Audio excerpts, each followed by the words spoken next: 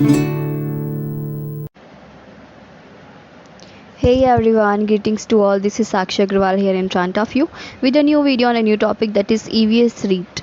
So आज अपन लोग REIT का EVS का जो पोर्शन है उससे रिलेटेड काम करेंगे। बात करें कि किन किन एग्ज़ाम के लिए इंपॉर्टेंट रहेगा, तो REIT, DSSB, KVS, NVS, CTET ऐसे एग्ज़ाम में आप इस वीडियो को देख सकते हैं। ये वीडियो यूज़फुल रहेगी इन सभी एग्ज़ाम्स के लिए। अब बात करें कि EVS का तो पोर्शन हमने कहाँ से लिया है, तो ये बुक का मैंने पोस्टर लगाया हुआ है। सिखवाल बुक है जो कि NM शर्मा द्वारा संचालित है। तो इसी बुक के बेसिस पे ये सारे नोट्स बने हुए हैं इन स्लाइड्स पे, जो कि आपके लिए यूज़फुल रहेंगे। और ठीक है, बस आपको अपना जो भी इंपॉर्टेंट लगे स्लाइड में अपने हिसाब से उसका पिक ले सकते हैं, फिर कहीं भी राइट डाउन कर सकते हैं, whatever you think fit with you. So with this general info let's start the video. Law classes begin. सबसे पहले इसमें क्या है, परिवार का टॉपिक है कि व्हाट इज़ फैमिली, या फिर इससे EVS में कितने क्या क्वेश्चंस बन सकते हैं। Family come from Latin word famulus means a servant. Family जो वर्ड है वो आपका फैम्यूलस से आया है, जो कि क्या है, एक लैटिन भाषा का शब्द है जिसका मतलब क्या होता है, एक सर्वेंट होता है या फिर ऐसा कोई व्यक्ति जो कोई काम के लिए उत्तरदायी हो। अब परिवार में क्या होता है कि बहुत सारे लोग होते हैं और हर किसी का कोई ना कोई काम निश्चित होता है। अब वो कैसा भी काम हो सकता है, तो किसी भी फिनेंशियल काम करता हो या फिर इकोनॉमिकल काम करता हो या फिर फ्री सर्विस काम करता हो जिसका कोई मोल नहीं है। तो ऐसे काम या फिर कोई भी काम जो भी एक व्यक्ति करता है उस परिवार के अंदर, उस समूह के अंदर, तो वो क्या कहलाता है, आपका फैमिलीज के अंदर आता है, या फिर उसका मतलब सर्वेंट होता है, तो वो फैमिली का हिस्सा कहलाता है। फैमिली क्या है, अपनी स्मॉलेस्ट यूनिट मानी जाती है जिसमें husband plus wife plus children necessary in a family. अगर सिर्फ वहाँ पे एक पति है और पत्नी है तो वो फैमिली नहीं कंसीडर होगी, उसमें बच्चे भी होने चाहिए, यानी कि एक नेसेसरी कंडीशन है आपकी फैमिली के लिए, husband plus wife plus children. अब एक लाइन इसमें लिखी हुई थी जो कि इम्पोर्टेंट बन जाती है, प्रत्येक परिवार गृहस्थी है परंतु प्रत्येक गृहस्थी परिवार नहीं है। यानी कि आपके जितने भी परिवार है उसमें गृहस्थी बसती है, पर ज़रूरी नहीं है कि एक गृहस्थी के अंदर परिवार हो, क्योंकि गृहस्थी तो हस्बैंड और वाइफ के बीच में भी हो सकती है, पर वहाँ पे चिल्ड्रन नहीं है तो वो फैमिली कंसीडर नहीं की जाएगी, यानी कि वो नेसेसरी कंडीशन को पूरा नहीं करती। सो इसलिए आपको याद रखना है कि एक परिवार गृहस्थी हो सकता है पर एक गृहस्थी परिवार नहीं हो सकता है। ठीक है, नेक्स्ट बात करते हैं मैकाइवर पेज के अनुसार। ये पिछली बार आई भी हुई थी REIT 2011 के अंदर, आप देख सकते हैं। तो मैकाइवर पेज के अनुसार परिवार एक समूह है जो यौन संबंधों पर आधारित है, इसका आकार छोटा होता है और बच्चों के जन्म एवं पालन पोषण की व्यवस्था करता है। यानी कि बस जो इसमें ब्लैक ब्लैक डार्क हो रखा है वो आप याद कर सकते हैं, उससे आपको पता लगाना होगा कि ये मैकाइवर पेज की डेफिनेशन है।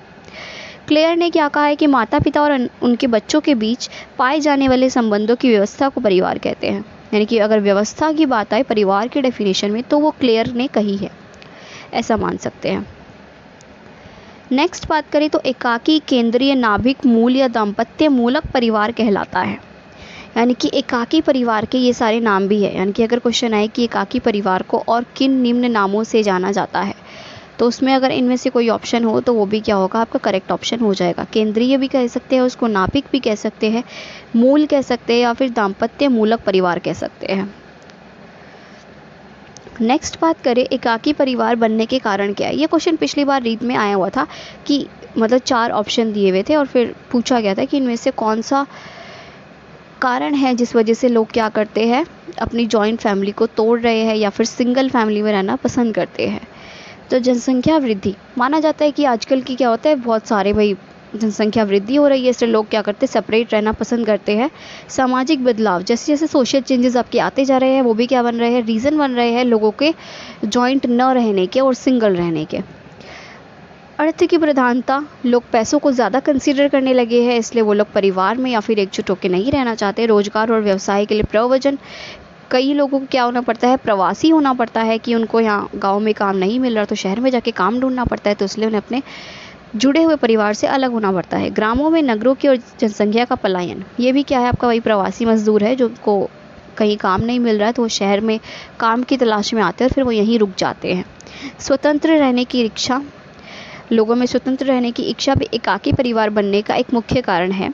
पाश्चात्य संस्कृति का प्रभाव, जैसा कि बाहर माना जाता है कि भाई फादर्स डे है, मदर्स डे है, उसी दिन अपने फादर मदर से मिलने आओ, तो वैसा ही आजकल पाश्चात्य संस्कृति यहाँ भी अडॉप्ट की जा रही है, जिसकी वजह क्या है, एकाकी परिवार है। अहोम आदिवासी समाज को खेल में विभाजित किया गया था, यानी कि अहोम आदिवासियों ने समाज को किस में विभाजित किया, तो खेल में किया। ये हमें याद रखना है कि अगर ऐसा क्वेश्चन पूछा जाए कि खेल ने किस जाति ने विभाजित किया था समाज को, तो अहोम ने किया था। या फिर क्वेश्चन है कि अहोम आदिवासी ने समाज को किस तरीके से विभाजित किया, तब भी खेल में विभाजित किया। भारत में परिवार का अर्थ संयुक्त परिवार है। ये भी अपन को याद रखना है कि भारत में परिवार का अर्थ क्या है, एक संयुक्त परिवार को ही भारत में परिवार कहा जाता है। यह कथन के.एम. कपाड़िया का है, तो वहीं संयुक्त परिवार को भारत की आदि परंपरा मैक्स मूलर ने कहा है। यानी कि अगर ये आए कि भारत में परिवार का अर्थ संयुक्त परिवार है, किसने कहा है, आपका के.एम. कपाड़िया ने कहा है। और अगर ये आए कि संयुक्त परिवार भारत की आदि परंपरा कहा जाता है, तो ये मैक्स मूलर ने कहा है। यानी कि आप ऐसे याद रख सकते हैं इसमें परंपरा तो मैक्स मूलर, और अपना आएगा संयुक्त परिवार तो कपाड़िया। नेक्स्ट इसमें बात करें तो फैमिली के टाइप्स क्या क्या है, तो मलोका is a type of house. यानी कि मलोका क्या है, एक टाइप ऑफ हाउस से अपन याद रखेंगे। उभय और द्विस्थानीय परिवार। अब ये जो उभय या द्विस्थानीय परिवार है, ये कहाँ की पद्धति है, तो माना जा सकता है कि केरला और लक्षद्वीप की है। इसमें क्या होता है कि husband and wife live the birth house also after their marriage. Husband went wife's house at night to stay and come in morning again to his house. यानी कि इसमें क्या है, उभय या फिर द्विस्थानीय परिवार में केरल और लक्षद्वीप में है। इसमें क्या होता है कि मान लो किसी कपल की शादी हो गई है, तो जो वाइफ है वो अपने मायके ही रहती है, और उसका जो पति है वो रात को आता है, बस सोता है, और सुबह अपना अपना दोनों घर चले जाते हैं। यानी कि पत्नी तो उसी घर में रहती है और पति कमाने या फिर जो भी करने अपने घर चला जाता है। तो इससे क्या है कि वो वाइफ अपने मायके से ही जुड़ी रहती है। तो अगर ऐसा कुछ सिस्टम उभय या फिर द्विस्थानीय आता है, तो ये कहाँ से रिलेट करता है भाई, केरला और लक्षद्वीप से रिलेट करता है। सेकेंड आपका चाइल्ड मैरिज है। In Rajasthan Akha Teej is common date for child marriage. Rajasthan में आखा तीज को कंसीडर किया जाता है चाइल्ड मैरिज के लिए, और इस दिन बहुत सारी चाइल्ड मैरिजेस होती हैं। अब आखा तीज आती कब है भाई, एक और क्वेश्चन बनता है, तो बैसाख शुक्ल तृतीया को आती है। In 1891 girl age 12 year for marriage, age of consent act 1891। यानी कि ये यू नहीं है, ये ईयर है। हाँ, ठीक कर लेते हैं इसको, ये यू नहीं है, ये आपका ईयर है, ठीक है। यानी कि 1891 में ये कॉन्सेप्ट आया था आपका कि गर्ल की एज को 12 साल कर दिया जाएगा मैरिज के लिए, जो कि एज ऑफ कंसेंट एक्ट 1891 था।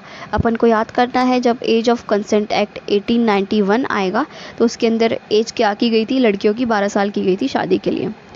इन 1929 Har Bilas Sarda represent the Sarda act. Girl age जिसमें कितनी होगी, 14 होगी, और बॉय की एज कितनी हो जाएगी, 18। पास इन 1930। 1930 में शारदा एक्ट को हटाने का शारदा एक्ट आया था, जो कि पास हुआ था 1930 के अंदर। 1929 में इसको लेके कौन आया था, तो हरविलास शारदा लेकर आए थे, इन्होंने प्रेजेंट किया था इसको, जिसमें क्या था कि गर्ल की एज कितनी होगी, आपकी 14 होगी, और बॉय की एज कितनी होगी, 18 होगी, ठीक है। और इसे पास कब किया गया था, 1930 के अंदर किया गया था। इन 1978 new law of new marriage act पास, जिसमें गर्ल की एज 18 रखी गई, ये भी यू नहीं है, आपका योर है, और बॉय की एज 21 रखी गई। Amended in 1992 with a provision to punishment in case of abolish, ठीक है। 1992 में जो आपका पास हो गया था, 1992 में इसमें और ज़्यादा प्रोविजंस अमेंडमेंट्स की गई थी, पर ये आया कब था, आपका 1978 के अंदर आया था। शारदा एक्ट कब आया था, 1929 के अंदर आया था। ये बस अपन को ईयर याद रखने हैं। एज ऑफ कंसेंट एक्ट आपका कब आया, तो 1891 के अंदर आया। हरविलास शारदा कब लेकर आए, तो अपने एक्ट को 1929 में लेकर आए, जो कि 1930 के अंदर पास हुआ। न्यू मैरिज एक्ट जिसमें 18 साल की पहली बार उम्र बताई गई, तो 1978 के अंदर आया था, जिससे अमेंडमेंट 1992 में की गई थी, पर वो आया कब था, आपका 1978 के अंदर आया था, ठीक है। आगे बात करें शारदा एक्ट की, तो एंड्स इन 2006 में इसको हटा दिया गया था। अकॉर्डिंग टू दिस, इसको कब हटा दिया गया था, 2006 के अंदर हटा दिया गया था इसको। According to this a child marriage is cancelled within 2 year, यानी कि उसको 2 साल के अंदर क्या कर दिया जाएगा, हटा दिया जाएगा।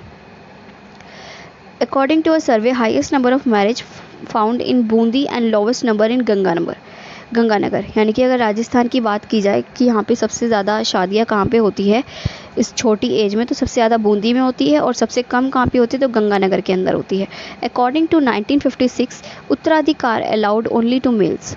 1956 के अंदर क्या हुआ करता था कि उत्तराधिकार सिर्फ मेल्स को मिला करता था।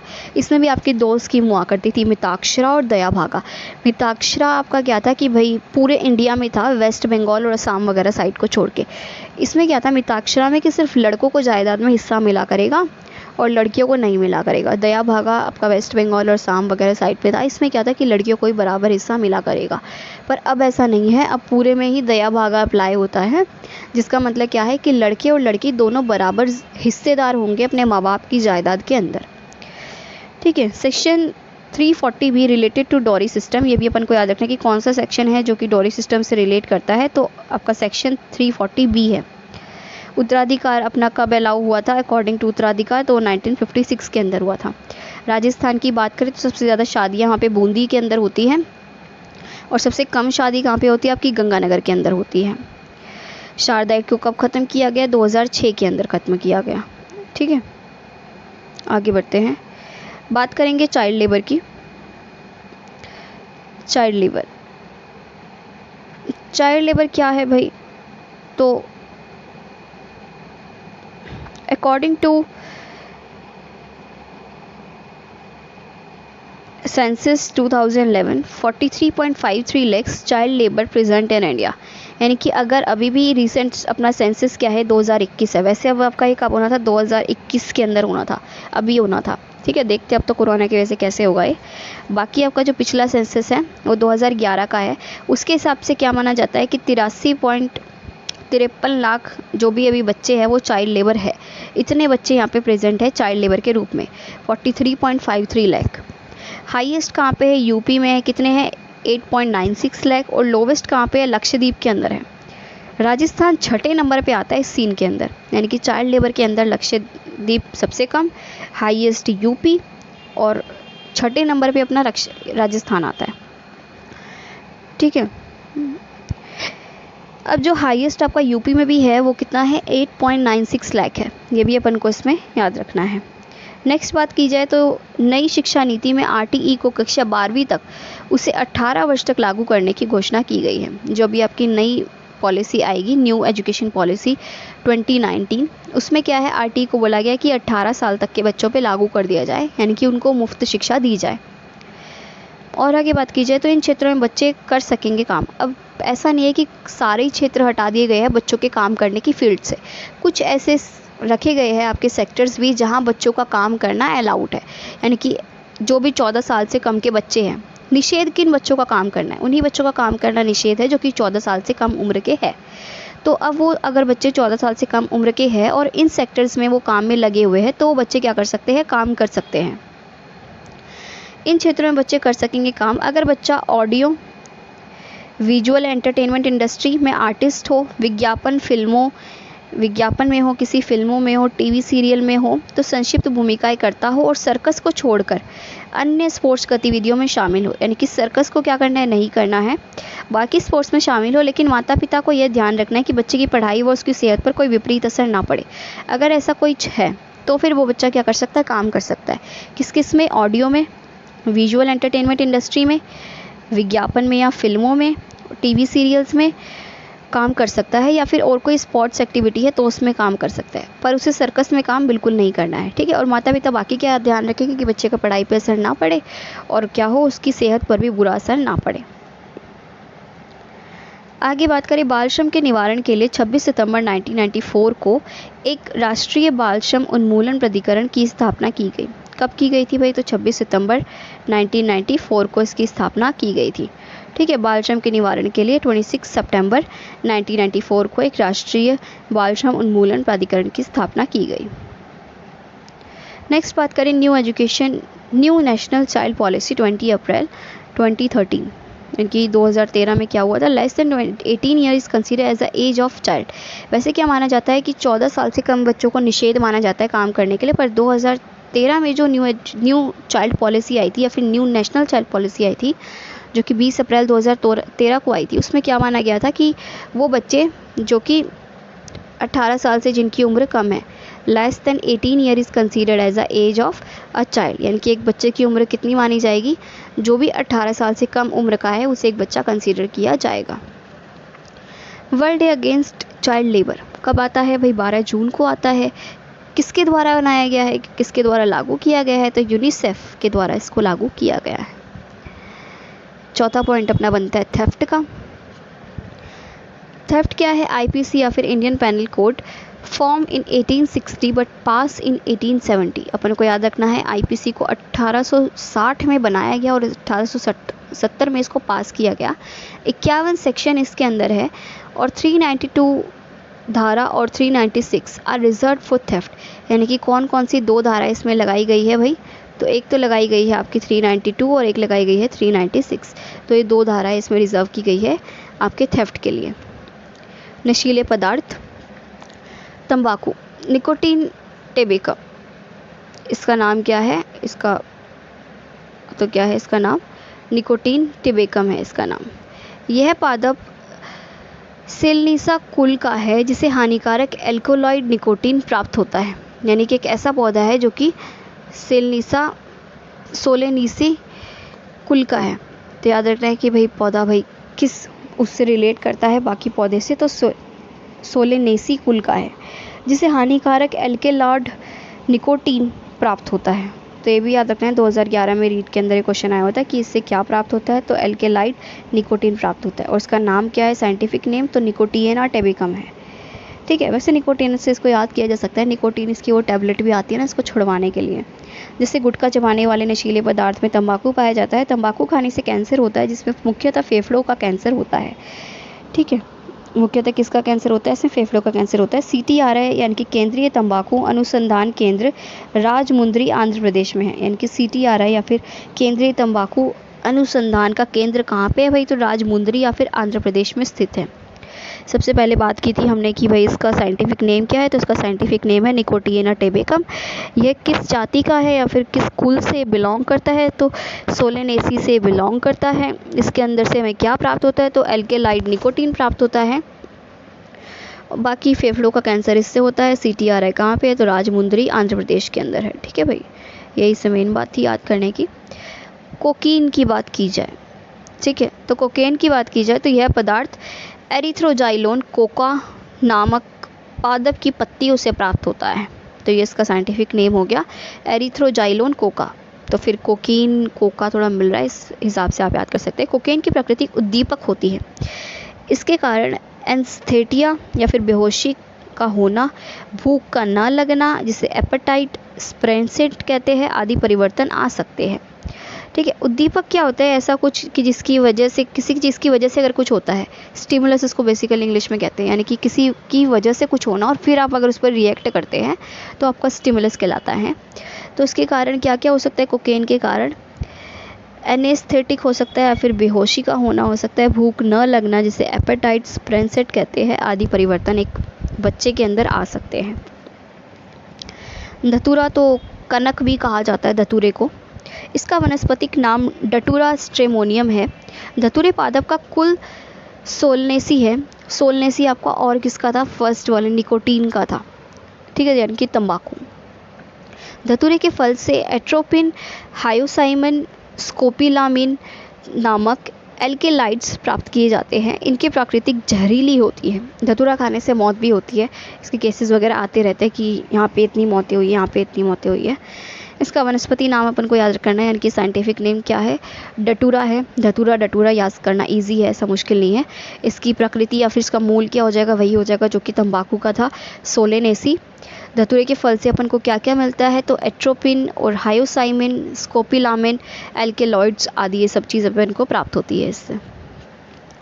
सिगरेट की बात करते हैं। Smoke contains polycyclic hydrocarbon which result in cancer. Smoke के अंदर क्या होता है भाई, तो पॉलीसाइक्लिक हाइड्रोकार्बन होता है।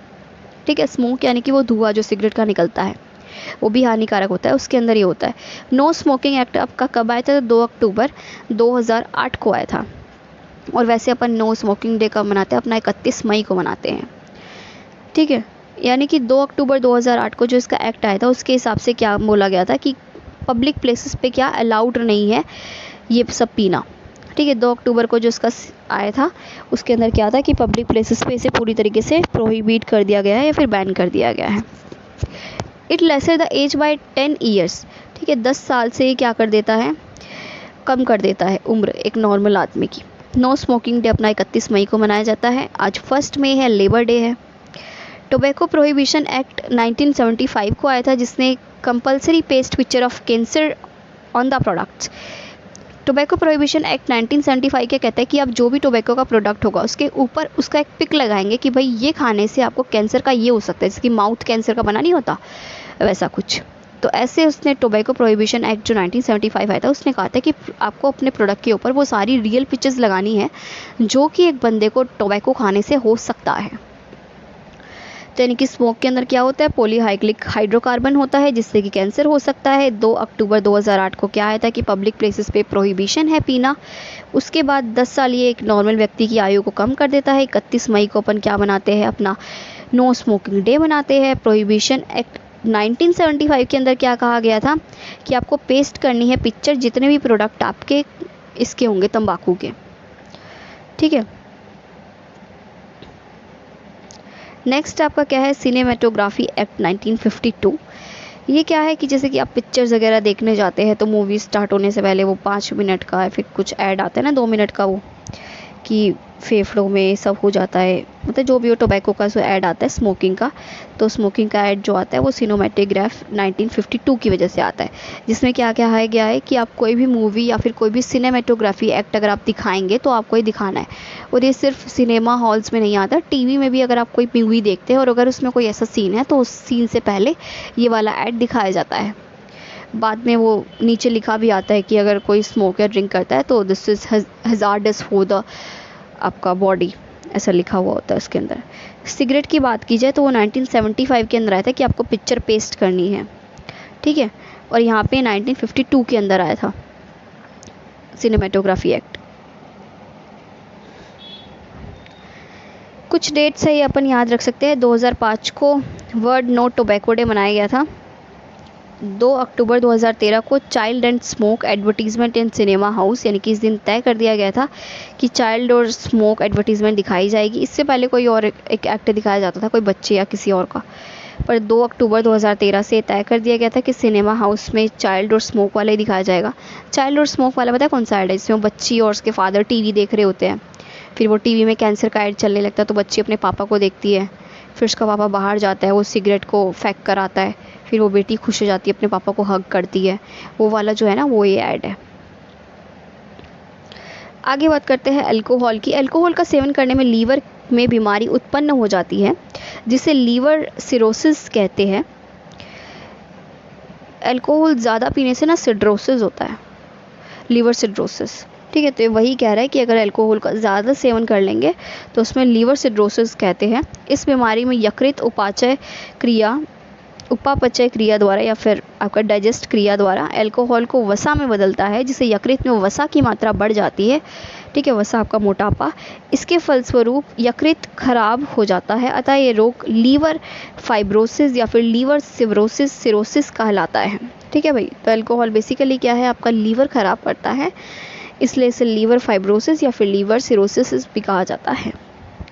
बाकी ये क्या करता है तो अपन को याद रखना है, ये अपने अल्कोहल को वसा में क्रिएट कर देता है जो कि यकृत में जाता है तो सही से पचन ठीक नहीं हो पाता है, जिसकी वजह से लीवर की बीमारियां शुरू हो जाती है।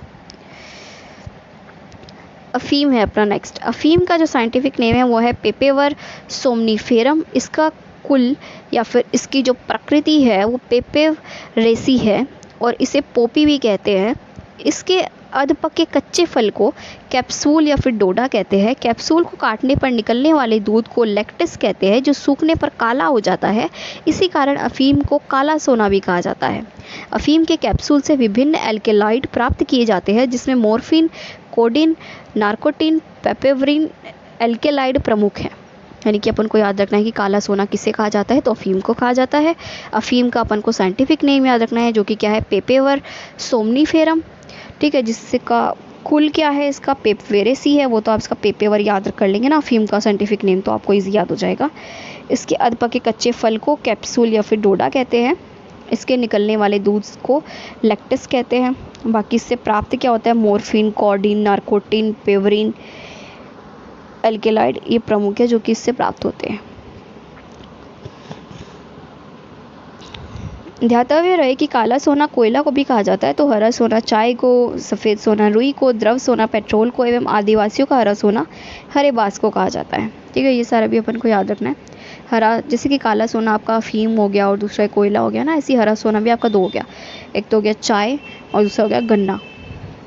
सफ़ेद सोना रुई हो गया आपका, ठीक है, जिसके लिए आपकी ना वो भी आई थी सफ़ेद सोने के लिए सिल्वर, वो नहीं होती, जैसे कि हरित क्रांति, ऐसी सिल्वर क्रांति हुई थी, इसके लिए सफ़ेद सोने के लिए, रुई के लिए। ठीक है, द्रव सोना आपका पेट्रोल हो गया।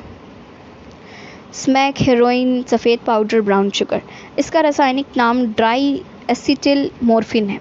ड्राई एसिटिल मॉर्फिन याद करना है अपन को। यह रवेदार, क्रिस्टलीय एवं तीखा होता है। इसके अधिक सेवन करने से मनुष्य में बंध्यता या फिर बांझपन एवं मस्तिष्क ह्रासित हो सकता है। चूँकि हेरोइन मनुष्य के तंत्रिका तंत्र को प्रभावित करती है, जिससे हेरोइन के सेवन करने वाले व्यक्ति को उसकी आदत पड़ सकती है, जिसे ड्रग एडिक्शन कहते हैं। जब तक हेरोइन रोगी को यह नहीं मिलती, वह परेशान होता रहता है।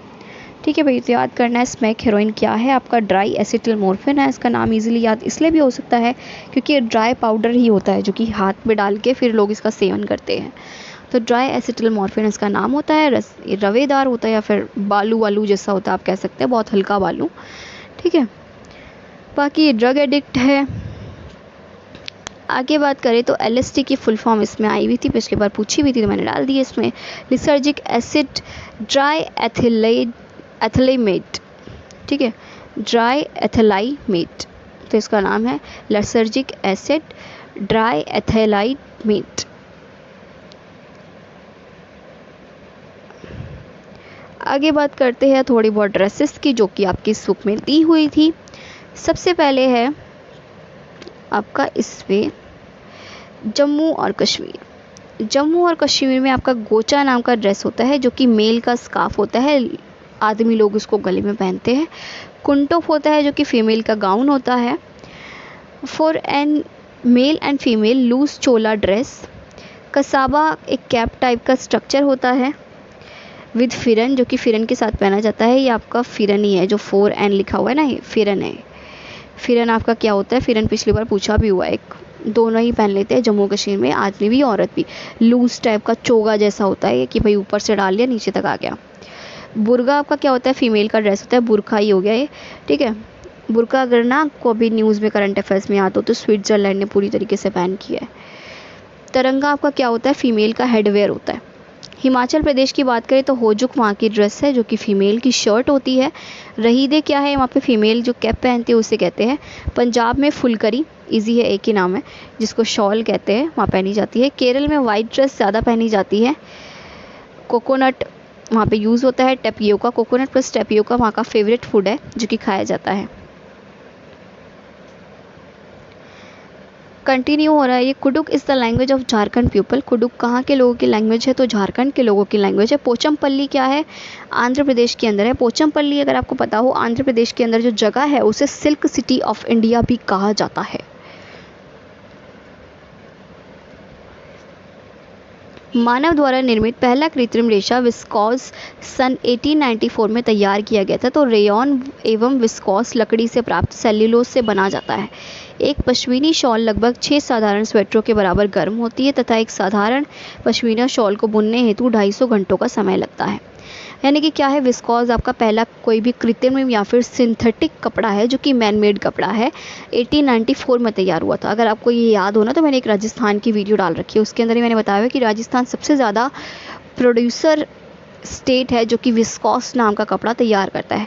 विस्कॉस की खासियत क्या होती है कि एक तो बहुत लाइट वेट कपड़ा होता है और बहुत ही सस्ता कपड़ा होता है, तो ये लोग ईजीली खरीद सकते हैं। ठीक है, तो सबसे पहले तो विस्कॉस आपका सिंथेटिक कपड़ा बना था 1894 के अंदर। तो उसके बाद रेयॉन या फिर विस्कॉस लकड़ी से प्राप्त सेल्यूलोज से बनाया जाता था। रेयॉन कपड़ा भी जो आपका बन रहा है आजकल वो भी पेड़ की छाल से, फिर पेड़ के पल्प से बनाया जा रहा है। एक पश्मीना शॉल को ही अपन को याद रखना है कि 6 साधारण स्वेटरों के बराबर गर्म होती है और एक पश्मीना शॉल को बनाने हेतु 250 घंटे का समय लगता है, यानी कि 6 साधारण स्वेटर जितनी गर्म और एक साधारण पश्मीना को 250 घंटे का समय लगता है आपको टोटल बनाने के अंदर, ठीक है, पश्मीना शॉल को। नेक्स्ट आपका क्या है, नेचुरल फाइबर। सिंथेटिक फाइबर्स आपके क्या होते हैं, मैन मेड फाइबर्स होते हैं। नेचुरल फाइबर क्या होते हैं, जो कि हमें प्लांट से या फिर एनिमल से मिल जाते हैं नेचुरली। कौन कौन सा है इसके अंदर आपका, तो कॉटन हो गया, वूल हो गया, सिल्क हो गया और एक फ्लेक्स नाम का भी है, ठीक है। तो ये आपके कुछ हो गए, वैसे इसमें लिखा भी हुआ है मैंने। कॉटन क्या है, कंटेन सेल्यूलोज, इसके अंदर सेल्यूलोज होता है।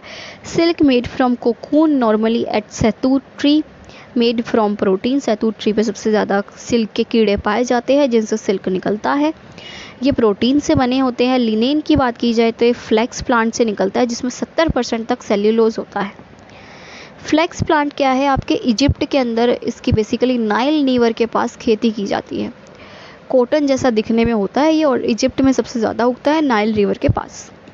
आगे बात की जाए वूल की, तो वूल हमें गॉट से, कैमल से और रैबिट से, याक से मिल जाता है। पिछली बार एक क्वेश्चन आया हुआ था कि वूल किस किस जानवर से मिल जाता है, तो 3 तो ये ऑप्शन दिए हुए थे और नीचे दिया था ऑल ऑफ दीज, तो याद कर सकते हैं, गॉट, कैमल, याक और रैबिट।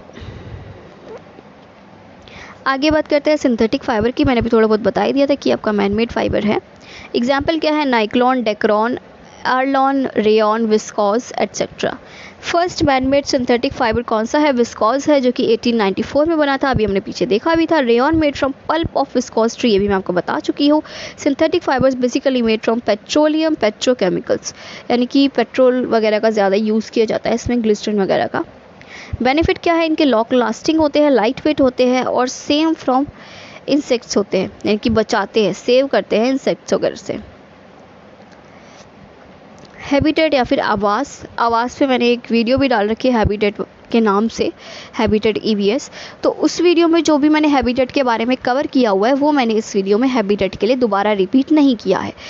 उस वीडियो में जो मैंने हैबिटेट के बारे में नहीं डाला हुआ या फिर जो इस बुक में ऐसा कुछ नया दिया हुआ था जो कि उस वीडियो में नहीं है, वो ही सिर्फ हैबिटेट के बारे में इस वीडियो के अंदर कवर होता है, ठीक है। स्टार्ट करते हैं।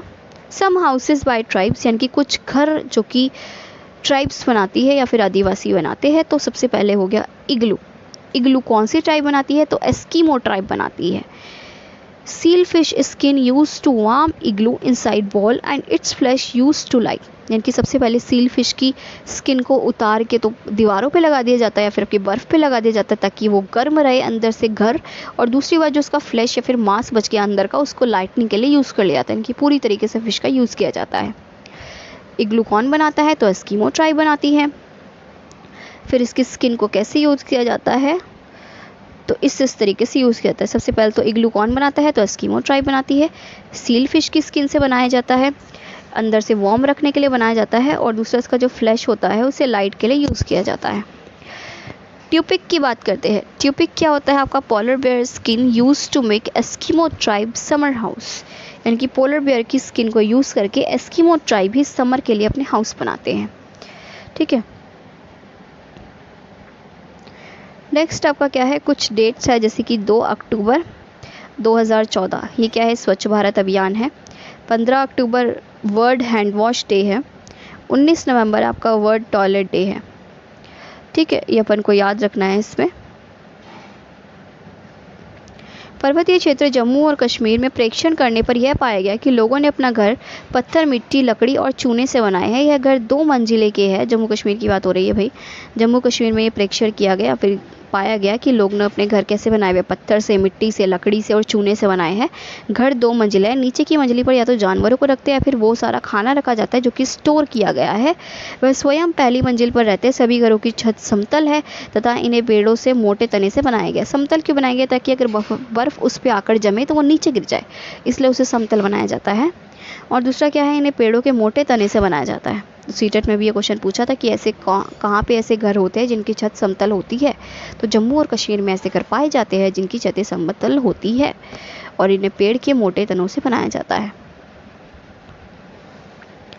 मनाली में पत्थर या लकड़ी के से बने ढालू छतों वाले घर, राजस्थान में मिट्टी के घर जिनकी छतें कटीली झाड़ियों से छाई होती है, असम में बांस या खंबे से बने ऊंचे घर, लद्दाख में पत्थर के बने घर जिन्हें फर्श पर छतें लकड़ी की बनी होती है बनाए जाते हैं। याद रखना है, मनाली हो गया, आपका जम्मू कश्मीर हो गया, सब सेम जगह हो गई है।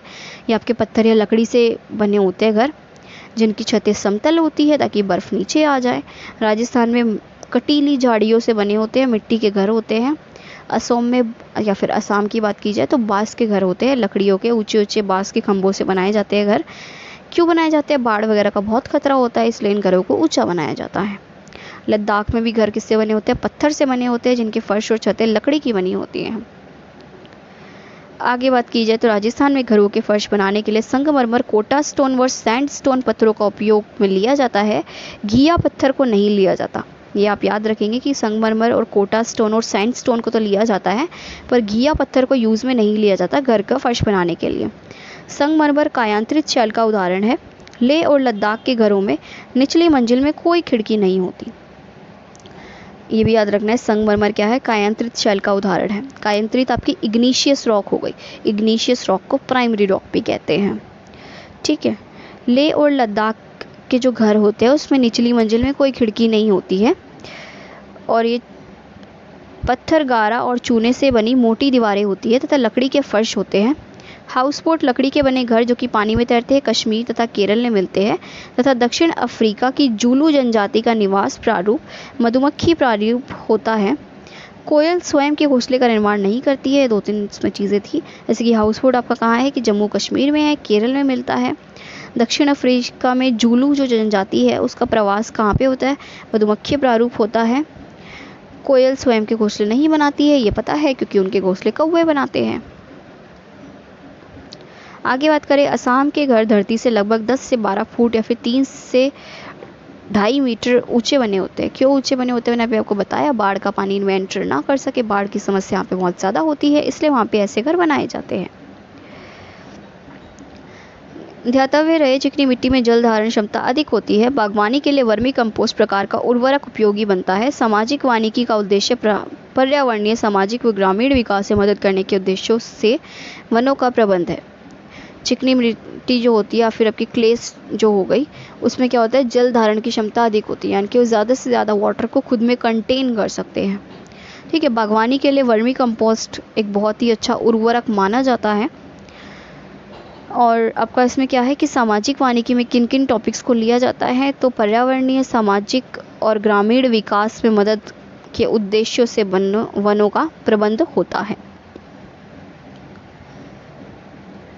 नेक्स्ट बात की जाए तो मेन टाइप्स ऑफ बी कौन कौन सी है? तो Apis mellifera, Apis dorsata, Apis florea, Apis indica. Best time of bee क्या है? तो अक्टूबर टू दिसंबर है लीची फ्लावर के लिए। ठीक है। अब नेक्स्ट है अपना, ये क्वेश्चन पिछली बार सीटेट में 2015 में आया हुआ था कि कहाँ पे नारियल के तेल में पकी हुई समुद्री मछली खाना अधिक पसंद करते हैं? तो उसका आंसर गोवा हो जाएगा। जैसे कि लिखा भी हुआ है कि गोवा राज्य के अधिकतर लोग नारियल के तेल में पकी हुई समुद्री मछली खाना पसंद करते हैं। मिनी माता रोग ऐसी मछली खाने से होता है जिसमें अधिक मात्रा में पारा पाया जाता है। ठीक है, ये भी अपन याद रखेंगे। नेक्स्ट की बात करें तो कुछ उद्योग है जिसकी माइक्रो एंटरप्राइजेस जो होती है आपकी, उसमें जो टर्नओवर है वो 5 करोड़ रुपए से कम वाला जो कारोबार होगा या फिर जो बिजनेस होगा उसे माइक्रो एंटरप्राइज के अंदर रखेंगे। 5 करोड़ से 75 करोड़ तक के अंदर जो होगा एंड अपना टर्नओवर, उसको स्मॉल एंटरप्राइज में। मीडियम एंटरप्राइज में किसको रखेंगे? जिसका 75 करोड़ से ज़्यादा और 250 करोड़ तक हो। ठीक है, उनको टर्नओवर को कहाँ रखेंगे? हम मीडियम एंटरप्राइज के अंदर रखेंगे। तो ये अपन इनकी लिमिट याद रखेंगे। आगे बात करते हैं इंडस्ट्री की। तो second number India in production after China. Iron क्या है भाई राजस्थान में या फिर अपने इंडिया में सेकंड नंबर पे प्रोड्यूस होता है। इन स्पंज आयरन इंडिया का में नंबर 1। पर अगर बात की जाए कि स्पंज आयरन का कितना प्रोडक्शन है इंडिया में, तो नंबर 1 पे आता है उसमें। Least amount of workers needed in iron industry. और आयरन इंडस्ट्री की एक और ख़ास बात है कि इसमें सबसे कम नंबर ऑफ आपको वर्कर्स चाहिए होते हैं। ठीक है, तो अगर हम बात करें इंडिया की आयरन के प्रोडक्शन में, तो सबसे ज़्यादा है चाइना के बाद, यानी कि सेकंड नंबर पे आता है। पर अगर वहीं हम स्पंज आयरन की बात करें तो इंडिया अपने फर्स्ट नंबर पे आता है। और उसकी खास बात क्या है आयरन की, कि इसकी इंडस्ट्री में लीस्ट वर्कर्स यानी कि कम वर्कर अपन को चाहिए होते हैं। नेक्स्ट बात करते हैं एल्युमिनियम की। Orissa comes first in production, aluminium में उड़ीसा फर्स्ट है। Vedanta limited is recently a big name in this field, यानी कि वेदांता लिमिटेड अभी क्या है, एक बहुत ही बड़ा नाम है एल्युमिनियम की इंडस्ट्री में। सूती वस्त्रों में कड़ापन व चमक लाने के लिए अरारोट का कलफ लगाया जाता है। ये अपन को याद रखना है कि सूती वस्त्रों में जो कड़कपन या फिर जो भी चरक वगैरह जैसा लाने के लिए क्या किया जाता है, तो अरारोट का कलफ लगाया जाता है। वैसे तो हम लोग वो चरक वगैरह चढ़ाने के लिए राइस वाटर यूज़ करते हैं, तर ये भी आप याद रखें कि अरारोट का कलफ भी लगाया जाता है। अहमदाबाद सूती वस्त्र उद्योग का गढ़ है क्योंकि यह कपास की खेती वाले क्षेत्र के पास स्थित है। ठीक है, नेक्स्ट बात करते हैं, भारत में आधुनिक स्तर की प्रथम सूती मिल 1818 ईस्वी में फोर्ट ग्लोस्टर में स्थापित की गई, लेकिन यह अपने लक्ष्य प्राप्ति में असफल प्रयास रहा। इसके बाद 1854 में प्रथम सफल सूती वस्त्र कारखाने की स्थापना बम्बई स्पिनिंग एवं एंड वीविंग कंपनी के नाम से मुंबई के कावसजी डाबर द्वारा की गई। ठीक है, यानी कि बस आपको इसमें सबसे पहले क्या याद रखना है कि फर्स्ट क्लियर में कलकत्ता में सबसे पहले सूती की जो सूती कपड़ा मिल थी वो कब खुली, तो 1818 के अंदर खुली। सबसे पहले कहाँ खुली, तो फोर्ट ग्लोस्टर में खुली। कहाँ पे है ये जगह, तो कोलकाता के अंदर पड़ती है। नेक्स्ट बात की जाए तो 1854 में फिर कहाँ खुली थी, तो मुंबई में खुली थी। नाम क्या था उसका, बम्बई स्पिनिंग एंड वीविंग मिल। और इसको खोला किसने था, तो कागसजी डाबर जी ने खोला था। तो बस ये 2-3 चीज़ें अपन को इसमें याद रखनी है। अब इन्हें भी कहा जाता है, यानी कि इन शहरों को इस नाम से भी पुकारा जाता है, जैसे कि अहमदाबाद को ईस्ट मैनचेस्टर या फिर बोस्टन ऑफ इंडिया। ठीक है, ईस्ट मैनचेस्टर या फिर बोस्टन ऑफ इंडिया। कानपुर को नॉर्थ इंडिया मैनचेस्टर, कोयम्बटूर को साउथ इंडिया मैनचेस्टर, अहमदाबाद को मैनचेस्टर ऑफ इंडिया या फिर अभी हमने ऊपर पढ़ा था ईस्ट मैनचेस्टर या फिर बोस्टन ऑफ इंडिया। मुंबई को अपना इंडियाज़ कॉन्टोपोलिस ये कहा जाता है।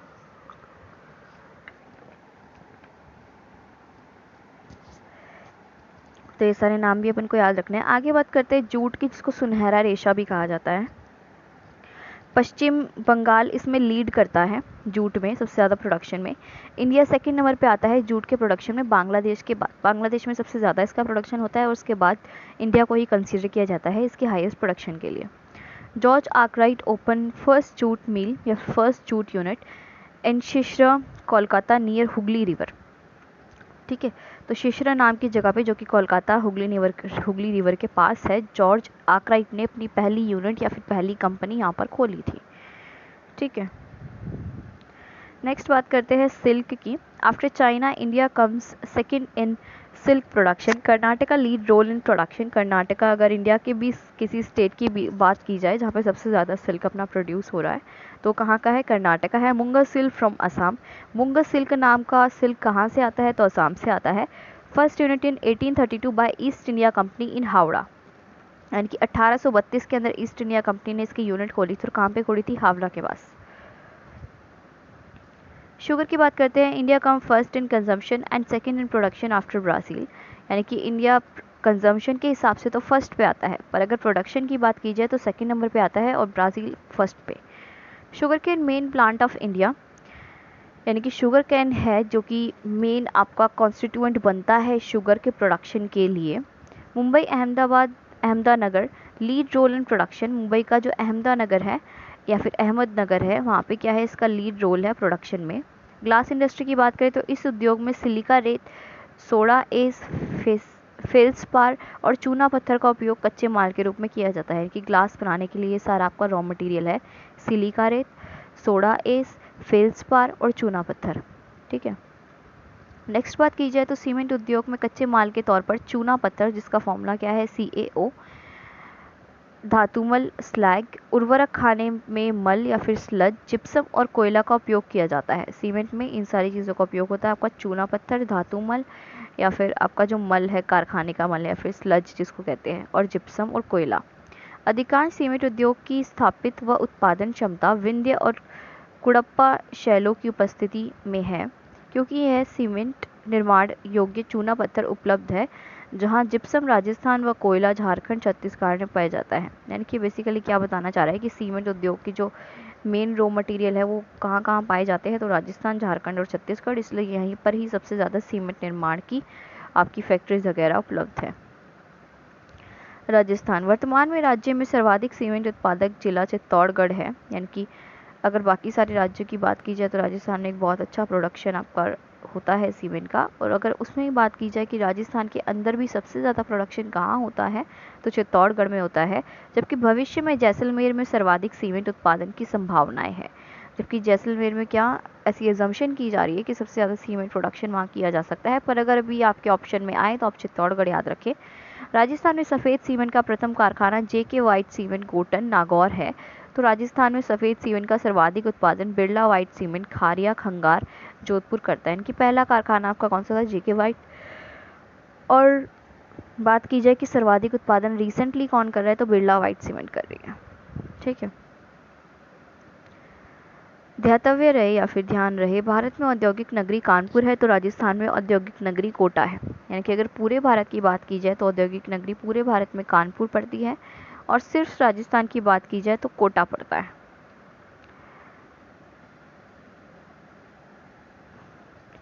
ध्यातव्य रहे, डीडवाना झील जो कि नागौर में है, वो सांबर झील जो कि जयपुर में है। राज्य में सार्वजनिक क्षेत्र में नमक बनाने का कार्य किया जाता है, यानी कि इसमें सबसे ज़्यादा सार्वजनिक रूप से नमक बनाने का कार्य किया जाता है। कौन कौन सी झील में? डीडवाना कहाँ पे है? आपकी नागौर में है। और सांबर झील जो कि कहाँ पे है? जयपुर में है। ध्यातव्य रहे, किशनगढ़ अजमेर में राजस्थान में प्रथम कांच से निर्मित माइक्रोलाइट विमान हवाई पट्टी का निर्माण किया जा रहा है। सर्वाधिक शराब बनाने के कारण राजस्थान का स्कॉटलैंड कहलाने वाला जिला अलवर है, जबकि सर्वाधिक अल्कोहल गंगानगर से प्राप्त होता है। तो अगर बात की जाए कि राजस्थान का स्कॉटलैंड किसे कहा जाता है, तो अलवर ज़िले को कहा जाता है। अलवर वही जहाँ पे आपका सरिस्का टाइगर रिजर्व है। और अगर बात की जाए कि सर्वाधिक अल्कोहल कहाँ से प्राप्त होता है, तो गंगानगर का नाम आएगा, वो भी राजस्थान में है। राज्य में सबसे अधिक तांबे के बर्तन भीलवाड़ा में बनते हैं, तो सर्वाधिक पीतल के बर्तन जयपुर में बनते हैं। अगर तांबे की बात हो तो भीलवाड़ा, और पीतल की बात हो तो आपका जयपुर।